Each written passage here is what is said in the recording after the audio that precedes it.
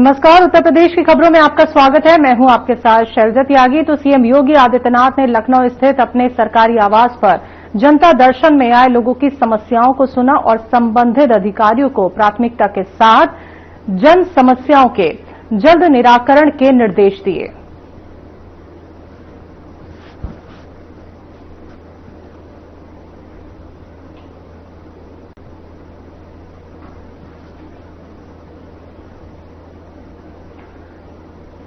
नोएडा थाना सेक्टर 113 पर मेमो द्वारा एक व्यक्ति के मृत होने की सूचना प्राप्त हुई। प्राप्त सूचना पर तत्काल स्थानीय पुलिस ने अस्पताल पहुंचकर जांच का पता लगाया और रविवार को अलीगढ़ का रहने वाला मृतक शुभम कुमार अपने दोस्तों के साथ पार्टी के लिए नोएडा सेक्टर 74 स्थित सोसाइटी आया था। सोमवार सुबह वो बालकनी से गिर गया, जिससे उसकी मौत हो गई। मामले की सूचना शुभम के परिजनों को दी गई तो पुलिस मृतक शुभम के 2 साथियों से पूछताछ में जुटी है। 2025 को थाना सेक्टर 113 पर मेमो द्वारा एक व्यक्ति के मृत होने की सूचना प्राप्त हुई। इस सूचना पर थाना पुलिस द्वारा जांच की गई तो स्पष्ट हुआ कि दिनांक 25/10/2025 को शुभम कुमार पुत्र प्रदीप कुमार, जो मूलतः अलीगढ़ का रहने वाला है, के द्वारा थाना 113 की एक सोसाइटी में अपने मित्रों के साथ एक पार्टी की गई थी। दिनांक 26/10/2025 को सुबह कमरे की बालकनी से गिरकर शुभम कुमार की मृत्यु हो गई। मृतक शुभम कुमार के साथियों से पूछताछ पुलिस द्वारा की जा रही है एवं अन्य आवश्यक वैधानिक कार्रवाई की जा रही है।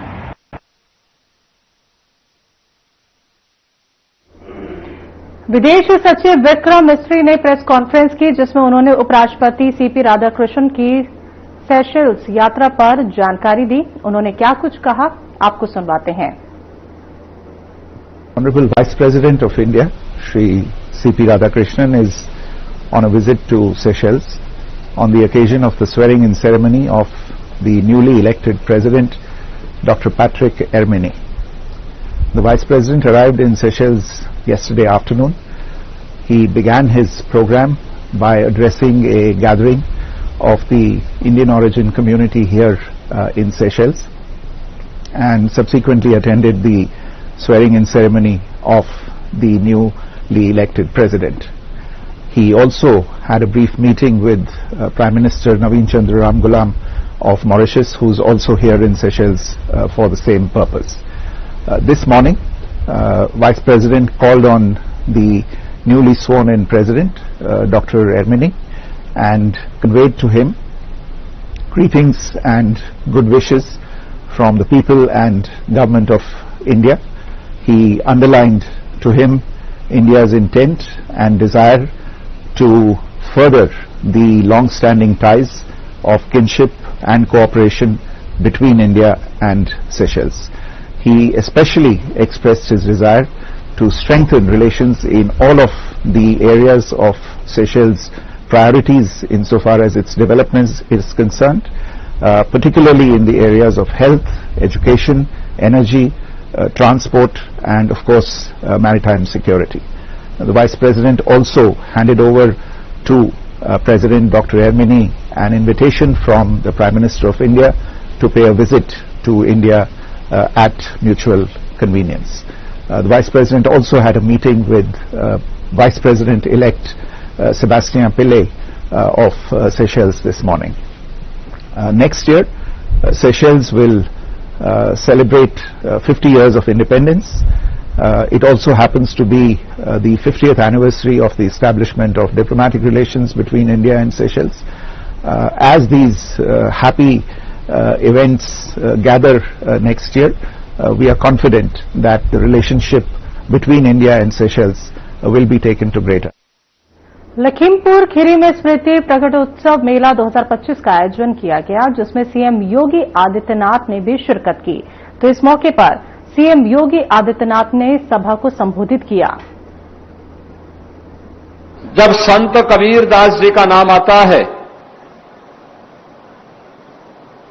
तो हम सबको मध्यकालीन एक ऐसे संत का स्मरण सहसा ही हर भारतीय के मन में उमड़ पड़ता है, जिस संत ने अपनी वैवाकी के कारण निर्गुण भक्ति की एक ऐसी धारा अपने दोहों, अपनी साखी, अपनी शब्दियों के माध्यम से उस कालखंड में प्रवाहित की थी, जिसने सामाजिक विसंगतियों पर प्रहार करते हुए आत्मा और परमात्मा के बारे में आम जनमानस को स्थानीय भाषा में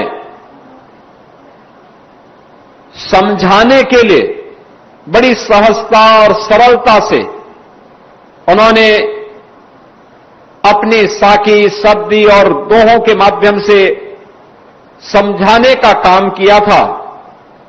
ऐसे भारत की भक्ति की निर्गुण परंपरा से जुड़े हुए संत कबीरदास जी महाराज की परंपरा में आज से कुछ दशक पूर्व इस लखीमपुर खीरी में जिन पूज्य संतों ने इस आश्रम की स्थापना की थी, आज उनकी स्मृति प्रकटोत्सव समारोह को पूज्य संत असंगदेव जी महाराज के द्वारा जिस प्रभावी ढंग से आगे बढ़ाने का काम हो रहा है, इस अवसर पर मैं उन पूज्य संतों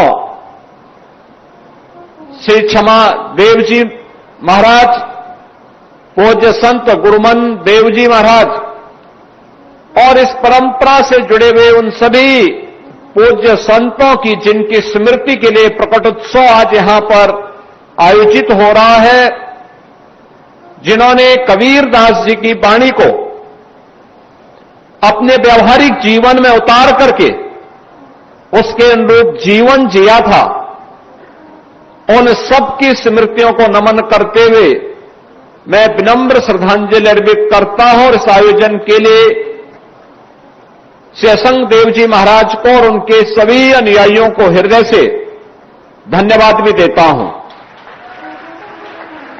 बहनों और भाइयों, गुरु का जीवन में क्या महत्व है, यह भी कबीरदास जी महाराज ही हमें बताते हैं कि गुरु गोविंद दो खड़े काखे लागू पाए, यानी गुरु और गोविंद दोनों एक साथ खड़े हैं तो पहले किसको प्रणाम करना है? वो कहते हैं पहले हम उस सद्गुरु को प्रणाम करें जो हमें इस समाज में ज्ञान उपलब्ध कराता, अच्छे और बुरा की बुराई के बारे में, सत्य और असत्य के बारे में, धर्म के वास्तविक मर्म के बारे में बता रहा है। पहले हम उस गुरु को प्रणाम करें, क्योंकि वही गुरु हमें परमात्मा तक पहुंचने का मार्ग भी हमारा प्रशस्त करेगा।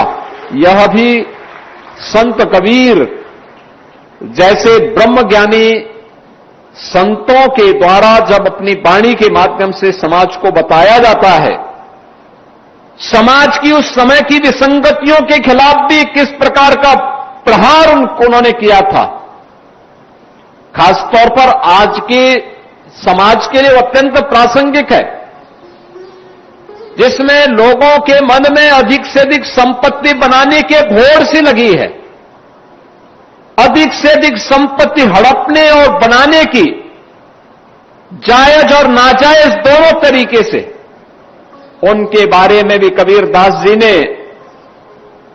जो बातें कही कि साई इतना दीजिए जामे कुटुंब समाए, मैं भी भूखा ना रहूं साधु न भूखा जाए, यह आज भी हमारे लिए उतना ही प्रासंगिक है जो मध्यकाल में प्रासंगिक था। यानी हमें परमात्मा उतना दीजिए जिससे मैं भी भूखा न रहूं और मेरे यहां कोई संत आ जाए, कोई सज्जन आ जाए, कोई जरूरतमंद आ जाए, वह भी भूखा न जाए, इतनी मेरी सामर्थ्य हो। यही प्रार्थना वह ईश्वर से करते हैं और ईश्वर से करते करते उन्होंने अपना पूरा जीवन, याद करिए ब्रह्मज्ञानी संत लेकिन उन्होंने कभी अपना काम नहीं छोड़ा। जो उनकी वृत्ति थी, उस वृत्ति से, क्योंकि कर्म को ही उन्होंने जीवन का सब कुछ माना। भारत के संतों की परंपरा ने हमें कर्म से विरत रहने के लिए कभी नहीं कहा। संत तुलसीदास जी भी इसी बात को कहते हैं, कर्म प्रधान विश्व को राखा, जो जस करहि सो तस फल चाखा। यानी कर्म ही जीवन का सब कुछ है। अच्छा कर्म करेंगे तो पुण्य प्राप्त होगा, बुरा कर्म करेंगे तो उस पाप के भागीदार बनने से आपको कोई रोक नहीं सकता। उस पाप का भागीदार तो बनना ही बनना पड़ेगा। यह भी भारत के ही संतों का उपदेश हम सबके लिए है। यह एक प्रेरणा है। और काशी की धरती पर जन्म लेकर के संत कबीरदास जी अपने अंतिम समय में वह मगहर आ गए थे। मगहर के बारे में मान्यता थी, गोरखपुर से सटे हुए जो आज संत कबीरनगर जनपद है, उस जनपद के मगहर के बारे में ये मान्यता थी कि वहां पर कोई मरता है तो सो नरक मिलता है। तो कबीरदास जी ने कहा कि मैं वही मगहर जाऊंगा। और वे मगहर गए, उन्होंने उस पाखंड पर प्रहार किया जो स्वर्ग और नरक के बारे में एक मान्यता थी। लोगों की एक भावना थी कि काशी में स्वर्ग मिलेगा और मगहर में नरक मिलेगा। उन्होंने कहा मैं उसी नरक में जाऊंगा। आज आप जाइए, मगहर में पूरा अमन चैन है, खुशहाली है। संत कबीरदास जी की समाधि स्थली भी है। और वहां पर डबल इंजन की सरकार ने, भारतीय जनता पार्टी की डबल इंजन सरकार ने आज कबीर पीठ की स्थापना और शोध केंद्र बना करके बहुत भव्य कार्यक्रम भी आयोजित किया। स्वयं प्रधानमंत्री मोदी जी ने उसका शिलान्यास किया और पूर्व राष्ट्रपति माननीय श्री रामनाथ कोविंद जी उस कार्यक्रम में हम लोगों ने आमंत्रित किया था। उनके हाथों से उसका लोकार्पण का कार्यक्रम भी वहां पर संपन्न हुआ। यानी हम कर्मों को प्रधानता न देकर के केवल उन मान्यताओं पर विश्वास जब कर लेते हैं, याद रखना आप अच्छे हो या बुरे हो, इस बात पे निर्भर करता है कि आपका कर्म कैसा है। अगर बुरा कोई व्यक्ति करता है और वह अच्छे फल की आशा करता है तो मुझे लगता है कभी संभव नहीं हो सकता है। हमें अच्छा करना चाहिए, अच्छे फल हमें प्राप्त होंगे। और भगवान कृष्ण ने गीता में भी यही कहा था, कर्मण्ये वाधिकारस्ते मा फलेषु।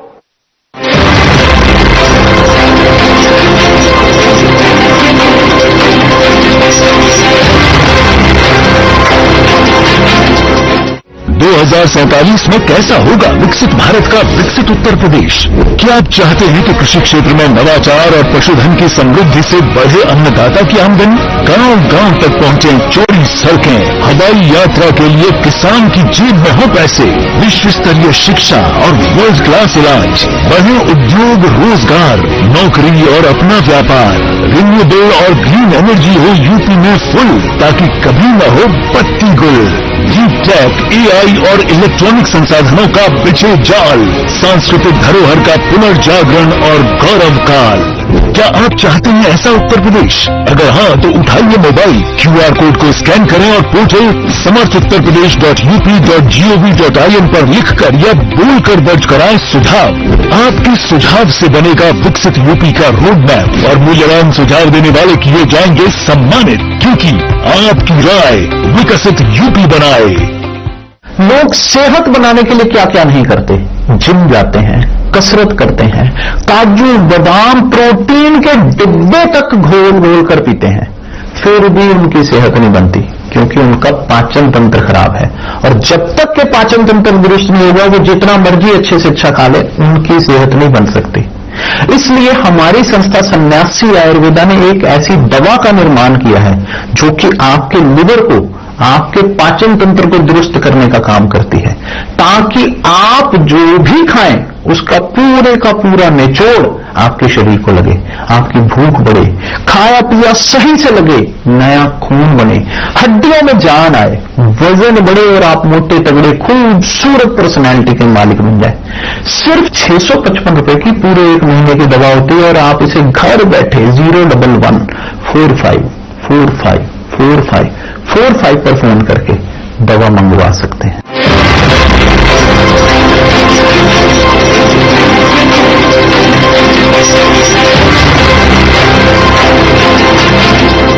इस बारे में कहा था जातीय विसंगतियों पर और उस समय की छुआछूत और अस्पृश्यता के भाव पर भी उन्होंने बहुत प्रभावी हमला किया था। उन्होंने उस समय कहा था कि जाति पाति पूछे नहीं कोई, हरि को भजे सो हरि का होई। यानी जो ये जाति पाति का बंधन जब तक टूटेगा नहीं, ये देश की गुलामी का कारण था। यानी जो देश की गुलामी का कारण रहा हो, जिसके कारण हमारा अस्तित्व संकट में खड़ा हुआ था, जिन कारणों से हमारी आस्था पर प्रहार हो रहा था, जिन कारणों से हमारे धर्मस्थल अपवित्र हुए थे, जिन कारणों से हमारी उस समय की पीढ़ी के सामने अस्तित्व का संकट खड़ा हुआ था, उनमें से समाज का विभाजन एक प्रमुख कारण रहा है।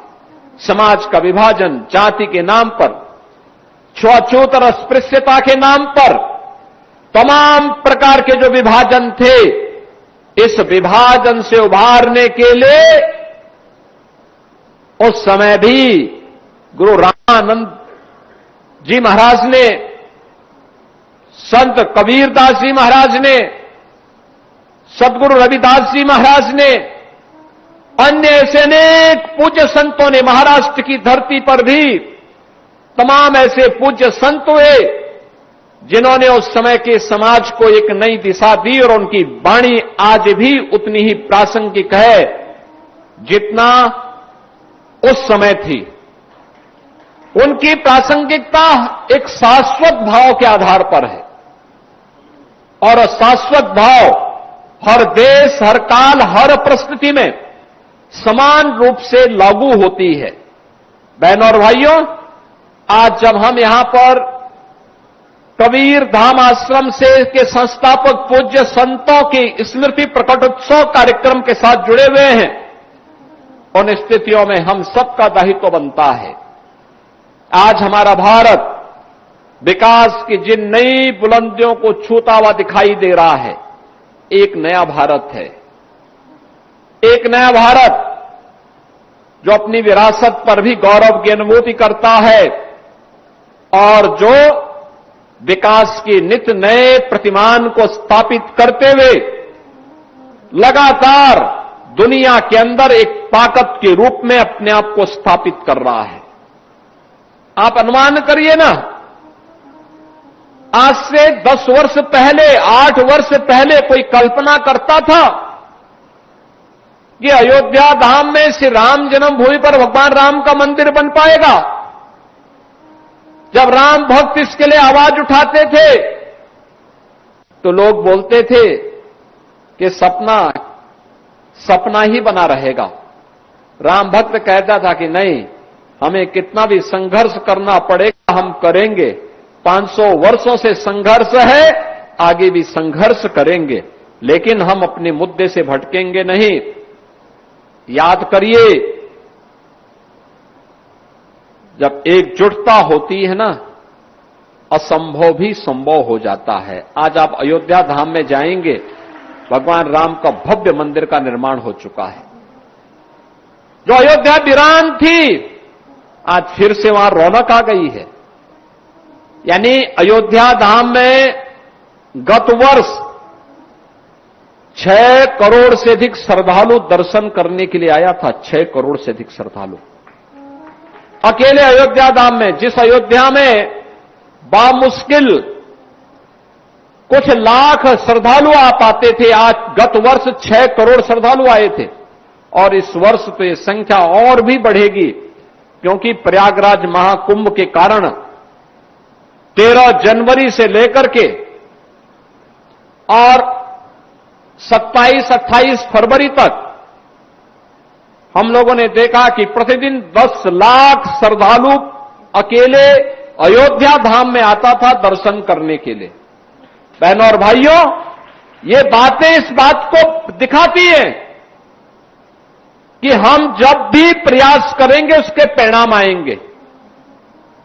यानी कोई भी व्यक्ति जो इन धार्मिक स्थलों में जा रहा है, श्रद्धा भाव के साथ जा रहा है, निष्काम भाव के साथ जा रहा है, वह सही मार्ग पर ही जाएगा, सही दिशा में ही जाएगा, भटकेगा नहीं।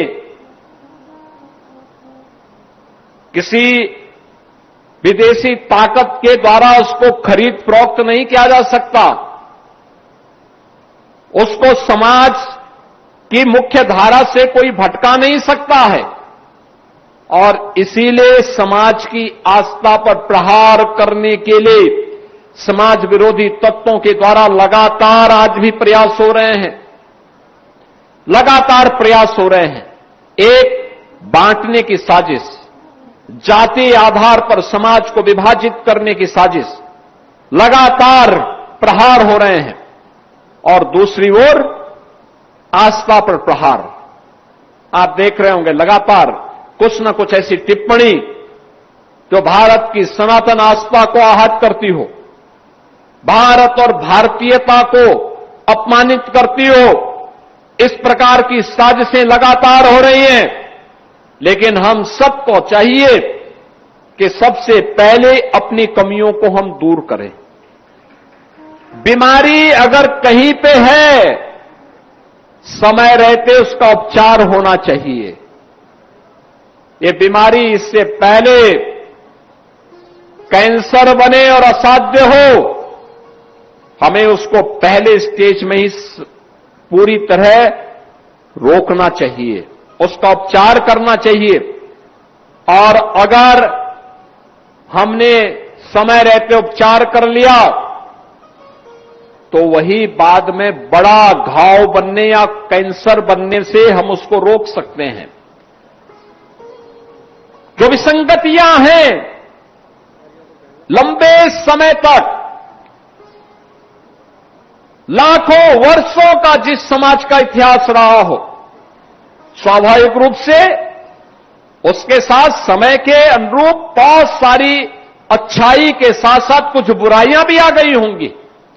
उन बुराइयों को हमें समय समय पर संतों की वाणी के माध्यम से, परिमार्जन का मार्ग भी हमें उसके माध्यम से निकालना है, उसका समाधान का रास्ता निकालना है और उस मार्ग का अनुसरण करना है जो हमें सन्मार्ग पर चल करके लोक कल्याण के लिए और अंततः राष्ट्र कल्याण के लिए समर्पित कर सके।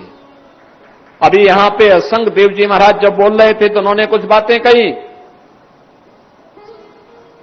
वो सेवा की बात भी की, अपने माता पिता की सेवा की बात भी की, समाज के प्रति समर्पित भाव के साथ कैसे कार्य करना है इसके बारे में भी वो कह रहे थे। और अंततः सभी समस्याओं का समाधान एक ही है कि हम सब अपने आप को अपने राष्ट्र के प्रति समर्पित कर दें। राष्ट्र भक्ति के प्रति समर्पण का भाव सभी मनोकामनाओं की पूर्ति का एक माध्यम है। और यही तो भारतीय मनीषा ने कहा था, माता भूमि पुत्रोहम पृथिव्या। ये धरती हमारी माता है, ये केवल राष्ट्र एक टुकड़ा नहीं है, ये जमीन का एक टुकड़ा नहीं है, ये हमारे लिए मातृभूमि है, ये हमारी पितृभूमि है, ये हमारी पुण्य भूमि भी है। और मातृभूमि के प्रति, अपनी धरती माता के प्रति यह भाव हर भारतीय के मन में होना चाहिए। जैसे कोई भी भारतीय यह स्वीकार नहीं कर सकता कि उसकी मां को कोई गाली दे, कोई भी भारतीय इस प्रकार की बातें स्वीकार नहीं कर सकता है कि उसकी पितृ परंपरा को कोई अपमानित करे। कोई भी भारतीय यह स्वीकार नहीं कर सकता है कि उसकी आस्था के केंद्रों को कोई अपमानित करने का दुस्साहस करे। जब स्वीकार नहीं कर सकता तो स्वाभाविक रूप से उसके मन में यह भाव भी आना चाहिए कि धरती हमारी माता है, इस धरती के प्रति हमारे कुछ कर्तव्य भी है। जैसे मां बच्चे का देखभाल करती है, ऐसे धरती माता भी तो उसी प्रकार का भाव से हम सबको पलने, पोसने, आगे बढ़ने, जीवन का गुजर बसर करने, आजीविका का साधन उपलब्ध करवाने और हर प्रकार की समृद्धि का मार्ग भी तो यही धरती माता हमें देती है। और उन सभी मनोकामनाओं की पूर्ति का माध्यम भी ये धरती माता ही जब बनेगी तो हमारा सब कुछ समर्पण होना चाहिए अपने राष्ट्र के प्रति।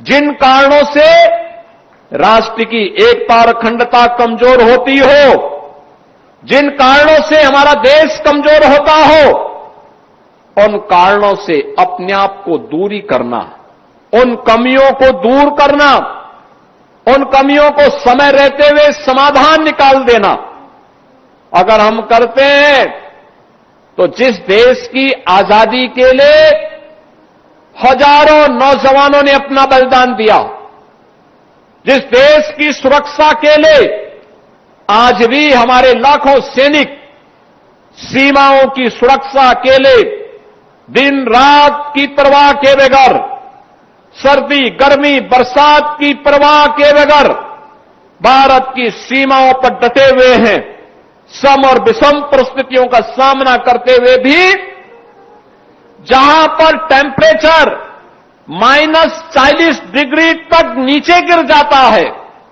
या रेगिस्तान में मई और जून में टेम्परेचर 50 डिग्री से ऊपर चढ़ जाता है, वहां पर भी सम और विषम परिस्थितियों का सामना करते हुए भारत का सैनिक जब भारत की सुरक्षा के लिए लग करके कार्य करता है तब हम चैन की नींद सोते हैं, तब हर भारतीय अपने आप को सुरक्षित महसूस करता है।